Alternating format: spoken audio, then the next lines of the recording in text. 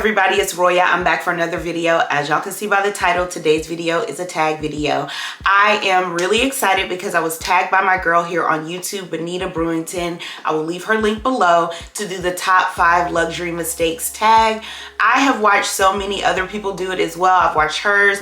I watched my girl Tanika, Shay Nicole, who originated the tag. I will leave everybody's channel, of course, linked below. But she tagged me last week and I said, let me go ahead, sit down and film this video for you guys because I thought it was a fun tag. It really gave me the opportunity to think, you know what I mean? When I sat down and thought, okay, what mistakes have I made? Because y'all know I'm a classics girl, so I kind of, and I've been that way for quite a bit of time, like 05, 06, graduating from high school. Like, I just always liked the classics, but I have made mistakes along the way. But when I sat down and thought about it, a lot of the mistakes that I made them in my 20s, and they're definitely not mistakes that I make current day. So I thought it was fun to kind of sit down and think, okay, what mistakes have I made? These may be helpful for people current time because we're in an inflated market, you guys, an inflated world. And I think, honestly, some of these mistakes would be helpful for you not to do if you are purchasing in today's luxury market. So I'm not gonna ramble. I am gonna first tell you guys who I am tagging. So I wanna tag my girl Ashley Coco McQueen, my girl Keiko Beauty, my girl Delina, Brown Girl Lux, Mo Knows Beauty, my girl Monique, and my girl Lawanda Bird here on YouTube. I'll leave everybody linked below. They all have amazing channels. Again, shout out to Shay Nicole for creating the tag. I just wanted to name everybody because I know when I get to the end I'll forget. I'll be sure again to leave everybody linked below for you guys. Without any further ado, we're gonna jump into my top 5 luxury mistakes. Let's go. So the first mistake that I feel like I made in my luxury purchasing journey would have to be selling / giving away luxury items, especially back in my 20s. Y'all have been here, if you've been here for any amount of time, you know there are some things in my collection that I literally have repurchased because I sold them or gave them away back in the day. Prime example, my Speedy B25 by Louis Vuitton. I had to repurchase that because back in like 2010, 11, if I'm not mistaken, I sold my Speedy 30. It was not the bandolier. It was just the classic one, but I sold it. And I sold it because it was purchased for me by an ex-boyfriend, and I'm the type of person that ties items with memories. And for me, it was like, there's no way I'm gonna keep bopping around with this bag. It just reminds me of a person, and I don't want to do that. So hindsight is 2020. When you're young, you do things like that though. I should have kept the bag, but at the same time, I don't think that I would have the one that I actually desire now. Back when I sold it is when I want to say the Speedy B came out, back because I sold it in like 2010. I want to say I got it in like 08. I did sell it to a consignment shop out in Alpharetta. And I mean, I feel like I got my money back, but I can't remember when the Speedy B came out, but it wasn't on my radar when I sold the bag. But that, I have other items too. I have Ralph Lauren totes that I definitely should have kept. But I gave them away. Those I actually gave away. So if I really wanted them, I could go back and get them because I gave them to my mom. But yeah, that would have to be one of my luxury mistakes, is just kind of giving away things, whether it be jewelry or handbags, luxury things, just because I didn't want to have a tie to the person anymore. So that would be a mistake because to this day, I would still have those items. There's several Coach bags that I wish I could show you guys because they are literally archived, like heritage pieces at this point, because I got them back in the day, like 04, 05, 06. So definitely should have kept those things for archives at this point in life. So I do regret that. That was a mistake. I need to stop just selling and giving away my items. Mistake number 2 would have to be impulse buying. Now, again, that was something I did a lot in my college days. Girl, a refund check will drop, we running it up. You know what I'm saying? But I don't impulse buy at all anymore. I think the last time I impulse bought anything was back in like 2021, 2022 when I got the YSL Uptown Clutch. I ordered it in this like weird puke green color, knowing good and fully well that I wanted it in the black with the gold hardware. I was so impatient and didn't wait that I ended up having to go through an entire like 2-week long return process waiting for the one that I actually wanted to drop, when I could have just not been impulsive and got the green one and just purchased the black one when it came back in stock. So impulse buying is something that I regret because it caused me to have a lot of things that I ended up having to sell or give away anyway, or having to go through this atrocious return situation trying to get the one that I actually want. So impulse buying is something that I would consider a huge mistake, especially when purchasing luxury, because $700, $800, $900, $1,000, $1,500 is a lot to spend impulsively, in my personal opinion. Now, if your coins run like that, girl, run it up, do what you do. But my coins don't run like that. And so, I mean, they do, but I try to be mindful, you know what I mean? But blowing money like that is just unnecessary. So now I do not impulse shop, buy anything. I am a researcher through and through, but back in the day, that was definitely a mistake I was making. Mistake number 3, not researching for alternatives. This is something that I learned when I got my MCM tote.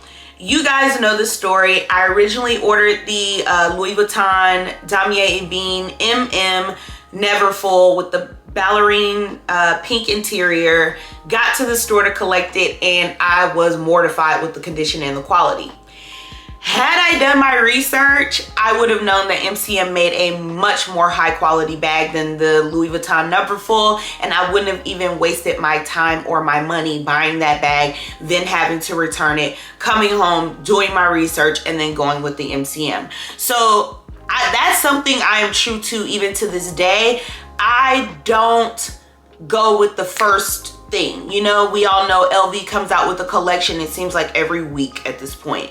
But instead of me like going to the first one, I do my research. Prime example, my Jimmy Choo canvas logo tote that I get so many DMs about. I ran across that tote because I did my research. I literally could have been like everybody else, grabbing up the YSL Rive Gauche and running with it, right? But I did my research and I found an alternative, and to this day, I have that alternative. However, I know a lot of people who have the Rive Gauche who've gone from the long one to the big one to the small one because they didn't really research the item and realize that it was an enormous bag and like way big, right? But I did my research. So that's a mistake that I made in the past that I no longer make these days. I always research trendy bags for an alternative because more than likely I'm gonna find a better alternative. I'm gonna find it for a better price, and I'm gonna find it at a style point that is gonna stay in my collection forever. I've had that bag going on 3 years now and it is amazing. And the Rive Gauche, I've seen people selling it left and right on Fashion File because it just doesn't meet their lifestyle needs. So I'm glad that I did my research on alternatives now instead of making that mistake like I used to do in the past. Mistake number 4, y'all, buying it but not using it. So I want to say maybe like 6 months ago, and I will link the video below that I shared with you guys of luxury items that I had but I wasn't using. I finally sold them. I have learned that through most of the previous steps that I need to, number 1, research it. I need to know that it's something that I actually want and need. And I'm not gonna just be buying things and then not using them. That was such a big mistake for me back in the past, especially when I was a huge proponent of like contemporary brands like Ralph Lauren. I used to really indulge in Coach like back in the day, but I would get items and then I wouldn't use them. I just got them because they like made me feel good in the moment. I stopped doing that. So you guys can tell from just luxury purchases that I made last year. I didn't make a whole lot of luxury purchases because I didn't want to get things that I was just buying and not using. I have a tendency to do that with sunglasses because I love them so much. I have a tendency to used to do that with small leather goods. These days, now that I've gotten rid of the things that I don't use, if I purchase it, it's getting used. I'm no longer buying things to just have them sit on display and not get used. Mistake number 5, and the final mistake would have to be tooting my nose up at pre-loved luxury. Y'all, I'm not gonna lie. Back in the day, especially when Fashion File first came out, I wanna say I first discovered Fashion File maybe 2014 or 15. And I remember tooting my nose the hell up. Like, what is this? I don't want to buy nobody else's stuff. I don't want to. And now I'm the biggest proponent of it. It was the worst mistake in the world to just be buying retail, buying retail, buying retail. Like, girl, what are you doing? Calm down. You're an adult now. Okay. You got bills, you got kids. You can't do all that. I discovered pre-loved back in like 2020, maybe 2019. Maybe it was 2019, 2020, because the first luxury pre-owned bag I purchased was my Speedy B25. I fell in love with the process because it was literally so easy. So that is a mistake that I made that I no longer make. I do not toot my nose up to pre-loved. Y'all know I live for pre-loved, okay? As you can, my true say, y'all know I got this pre-loved off eBay and live for her.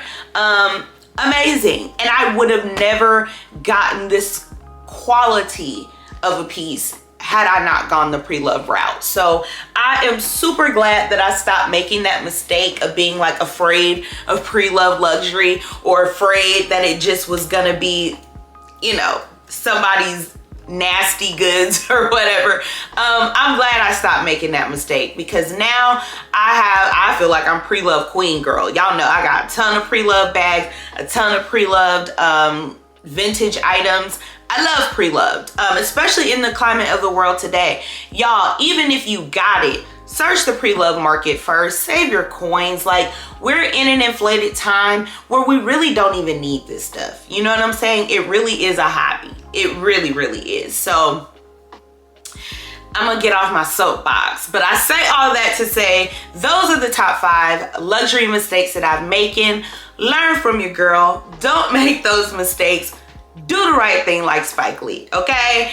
Don't be afraid of pre-loved goods. Don't just go throwing all your stuff away, giving it away, selling it. It could come back in, you know, the long run. And don't buy stuff just to buy it. Buy it because you're gonna use it, because it's something that you need. Y'all don't forget the girlies that I'm going to leave linked below. They all have amazing channels. Once again, shout out to Shay Nicole for creating the tag. Shout out to my girl Benita for tagging me in it. As always, if you're an oldie but goodie, thank you so much for coming back and joining me. And if you're new, don't forget to hit the subscription button on your way out. I love you all as always. I'll see you in my next one. Bye.